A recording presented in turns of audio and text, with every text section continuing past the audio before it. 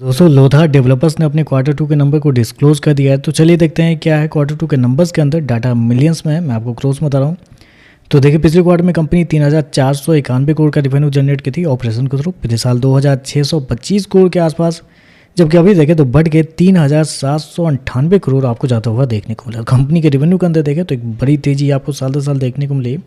लगभग बोल सकते 47% के आसपास का जंप है कंपनी के रेवेन्यू के अंदर साल दर साल। क्वार्टरली बेस पे जाते हैं तो क्वार्टरली बेस पे भी कंपनी के रेवेन्यू के अंदर तेजी आपको देखने को मिली। यहाँ पे भी देखें तो लगभग 9% के आसपास का जंप आपको देखने को। तो कंपनी के रेवेन्यू देखें तो आपको साल दर साल क्वार्टर बड़े अमाउंट में बढ़ते हुए देखने को मिले। हालांकि डेवलपर्स कंपनी है तो ऐसे में इनके बिजनेस को साल दर साल ही चेक किया जाता है। तो साल दर साल देखें एक बड़ी तेजी कंपनी के रेवेन्यू के अंदर आपको देखने को मिल रही है। हालांकि मार्केट का मानना भी था कि कंपनी के रेवेन्यू लगभग 3400 करोड़ के आसपास आता हुआ देखने को मिलेगा, लेकिन यहाँ पे देखें तो 3800 करोड़ का रेवेन्यू आपको जाता हुआ देखने को। तो रेवेन्यू बहुत शानदार आपको देखने को मिला है। खर्चे की बात करते हैं, पिछले क्वार्टर में 2,721 करोड़ खर्च किए थे, पिछले साल 2,124 करोड़। अभी देखें तो कंपनी खर्चे 2,917 करोड़ आपको जाता हुआ देखने को मिला। तो खर्चे भी देखें तो खर्चे भी कंपनी का ठीक है, कंट्रोल में ही आपको देखने को मिला है। चलिए कंपनी का प्रॉफिट क्या निकलता है वो देखते हैं।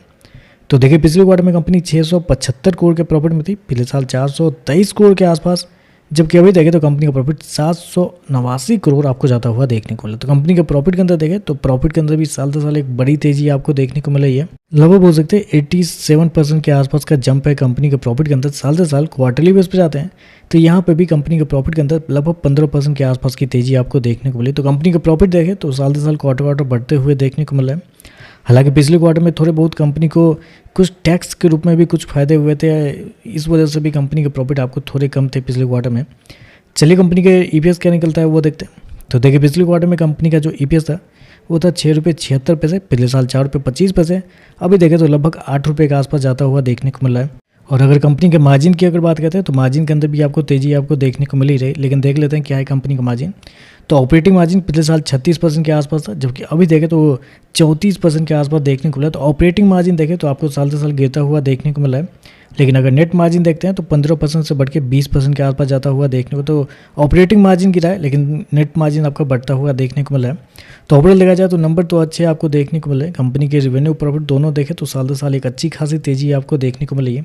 और काफ़ी लंबे समय से शेयर चला भी नहीं है। आज मैंने नहीं देखा है कि शेयर के अंदर तेजी थी या क्या थी, लेकिन पिछले कुछ समय में देखा जाए तो शेयर के अंदर तेजी आपको देखने को नहीं मिली थी। पिछले क्वार्टर में भी शायद कंपनी के नंबर अच्छे थे, इस क्वार्टर में भी देखें तो कंपनी के नंबर अच्छे देखने को मिले। बाकी देखते हैं मार्केट इस पर कैसे ये करता है।